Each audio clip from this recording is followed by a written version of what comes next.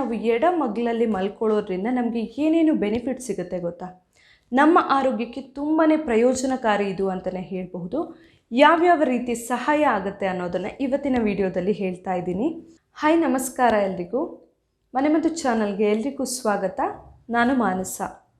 ನಮಗೆ ಎಡಮಗುಲಲ್ಲಿ ಮಲ್ಕೊಳ್ಳೋದು ತುಂಬಾ ಇಂಪಾರ್ಟೆಂಟ್ ಅಂತ ಎಲ್ಲರೂ ಹೇಳ್ತಾ ಇರ್ತಾರೆ ಅಲ್ವಾ? ಎಡಮಗುಲಲ್ಲಿ ಮಲ್ಕೊಳ್ಬೇಕು, ಹಾಗೆಯೇ ಇನ್ನೂ ಇಂಪಾರ್ಟೆಂಟ್ಲಿ ಗರ್ಭಿಣಿ ಸ್ತ್ರೀಯರು ಎಡಮಗ್ಲಲ್ಲಿ ಮಲ್ಕೊಳ್ಬೇಕು ಅಂತಲೇ ತುಂಬ ಜನ ಹೇಳ್ತಾರೆ. ಆದರೆ ನಾವು ಎಡಮಗ್ಲಲ್ಲಿ ಮಲ್ಕೊಳ್ಳೋದ್ರಿಂದ ನಮಗೆ ಏನೇನು ಬೆನಿಫಿಟ್ ಸಿಗುತ್ತೆ ಗೊತ್ತಾ? ನಮ್ಮ ಆರೋಗ್ಯಕ್ಕೆ ತುಂಬಾ ಪ್ರಯೋಜನಕಾರಿ ಇದು ಅಂತಲೇ ಹೇಳಬಹುದು.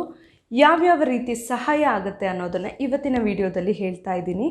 ಈ ವಿಡಿಯೋನ ಕೊನೆ ತನಕ ನೋಡಿ. ಹಾಗೆ ನೀವಿನ್ನೂ ನನ್ನ ಚಾನಲ್ನ ಸಬ್ಸ್ಕ್ರೈಬ್ ಮಾಡಿಲ್ಲ ಆದರೆ ಪ್ಲೀಸ್ ಸಬ್ಸ್ಕ್ರೈಬ್ ಮಾಡಿ, ಹಾಗೆ ಪಕ್ಕದಲ್ಲಿರುವ ಬೆಲ್ ಐಕಾನ್ನ ಕ್ಲಿಕ್ ಮಾಡಿ. ಮೊದಲನೇದು ತುಂಬಾ ಇಂಪಾರ್ಟೆಂಟ್ ಅಂತ ಹೇಳಿದರೆ, ನಾವು ಎಡಮಗ್ಲಲ್ಲಿ ಮಲ್ಕೊಳ್ಳೋದ್ರಿಂದ ನಮಗೆ ಜೀರ್ಣ ಸಂಬಂಧಿ ಸಮಸ್ಯೆಗಳು ಅಷ್ಟಾಗಿ ಬರೋದಿಲ್ಲ ಅಂತಲೇ ಹೇಳಬಹುದು.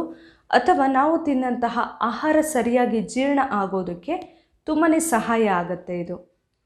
ಇನ್ನು ನಮ್ಮ ಜೀರ್ಣ ಪ್ರಕ್ರಿಯೆಯಲ್ಲಿ ನಾವು ತಿನ್ನಂತಹ ಆಹಾರ ಜೀರ್ಣ ಆಗಿ ಉಳಿದಿದ್ದು ಏನು ಸಣ್ಣ ಕರುಳಿಂದ ದೊಡ್ಡ ಕರುಳಿಗೆ ಸರಾಗವಾಗಿ ಮೂವ್ ಆಗೋದಕ್ಕೆ ಕೂಡ ನಾವು ಎಡಮಗ್ಲಲ್ಲಿ ಮಲ್ಕೊಳ್ಳೋದು ತುಂಬಾ ಒಳ್ಳೆಯದು. ಇನ್ನು ನಾವು ಎಡಮಗ್ಲಲ್ಲಿ ಮಲ್ಕೊಳ್ಳೋದ್ರಿಂದ ಜೀರ್ಣಕ್ರಿಯೆಗೆ ಸರಿಯಾಗಿ ಆಗುತ್ತಲ್ವ, ಇದರಿಂದಾಗಿ ನಮಗೆ ಪದೇ ಪದೇ ಏನಾದರೂ ಗ್ಯಾಸ್ಟ್ರಿಕ್ ಆಗೋದು ಅಥವಾ ಎದೆ ಉರಿ ಬರೋದು, ಈ ಥರ ಸಮಸ್ಯೆಗಳು ಕೂಡ ಅಷ್ಟಾಗಿ ಕಾಡೋದಿಲ್ಲ.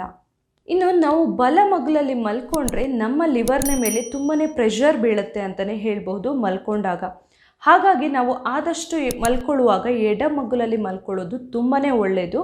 ಇದರಿಂದಾಗಿ ಲಿವರ್ನ ಮೇಲೆ ಅಷ್ಟೊಂದು ಪ್ರೆಷರ್ ಬೀಳೋದಿಲ್ಲ. ಹಾಗೆಯೇ ನಮ್ಮ ದೇಹದ ಟಾಕ್ಸಿನ್ಸನ್ನು ಹೊರಗೆ ಹಾಕೋದಕ್ಕೆ ಕೂಡ ನಾವು ಎಡಮಗ್ಲಲ್ಲಿ ಮಲ್ಕೊಳ್ಳೋದು ತುಂಬಾ ಸಹಾಯ ಆಗಿರುತ್ತೆ. ಹಾಗಾಗಿ ನಮ್ಮ ದೇಹ ಡಿಟಾಕ್ಸ್ ಆಗುತ್ತೆ, ನಾವು ತುಂಬಾ ಆರೋಗ್ಯವಂತರಾಗಿ ಕೂಡ ಇರಬಹುದು. ಇನ್ನು ನಮ್ಮ ಮೆದುಳಿನ ಕಾರ್ಯ ಸರಾಗವಾಗಿ ಆಗಬೇಕು ಅಂತಾದರೆ ಕೂಡ ನಾವು ಎಡಮಗ್ಲಲ್ಲಿ ಮಲ್ಕೊಳ್ಳೋದು ತುಂಬಾ ಸಹಾಯ ಆಗುತ್ತೆ.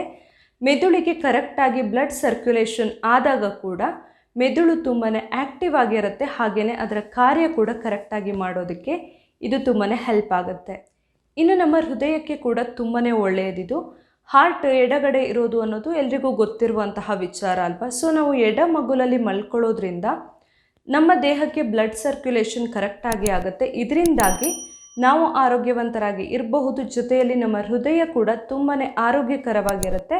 ಅದರ ಕಾರ್ಯ ಕೂಡ ಕರೆಕ್ಟಾಗಿ ಮಾಡೋದಕ್ಕೆ ತುಂಬಾ ಸಹಕಾರಿ ಇದು. ಇನ್ನು ಪ್ರೆಗ್ನೆಂಟ್ ಲೇಡೀಸ್ಗಂತೂ ತುಂಬಾ ಒಳ್ಳೆಯದು ಎಡಮಗುಲಲ್ಲಿ ಮಲ್ಕೊಳ್ಳೋದು.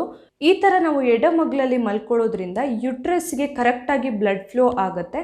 ಹಾಗಾಗಿ ಗರ್ಭಿಣಿ ಸ್ತ್ರೀಯರು ಹಾಗೆಯೇ ಮಗುವಿನ ಬೆಳವಣಿಗೆಗೆ ಕೂಡ ತುಂಬಾ ಒಳ್ಳೆಯದಿದು. ಅದೇ ರೀತಿಯಲ್ಲಿ ನಾವೇನಾದರೂ ಗರ್ಭಿಣಿ ಸ್ತ್ರೀಯರು ಅಂಗಾತ ಮಲಗಿದೆ ಅಥವಾ ಬೆನ್ನು ಮೇಲೆ ಮಲ್ಕೊಂಡ್ರೆ ಏನಾಗುತ್ತೆ, ಬೆನ್ನಿನ ಮೇಲೆ ತುಂಬಾ ಪ್ರೆಷರ್ ಬೀಳುತ್ತೆ, ಬೆನ್ನು ನೋವು ಎಲ್ಲ ಕೂಡ ಶುರು ಆಗಬಹುದು. ಹಾಗಾಗಿ ಎಡಮಗ್ಲಲ್ಲಿ ಮಲ್ಕೊಳ್ಳೋದು ತುಂಬಾ ಒಳ್ಳೆಯದು.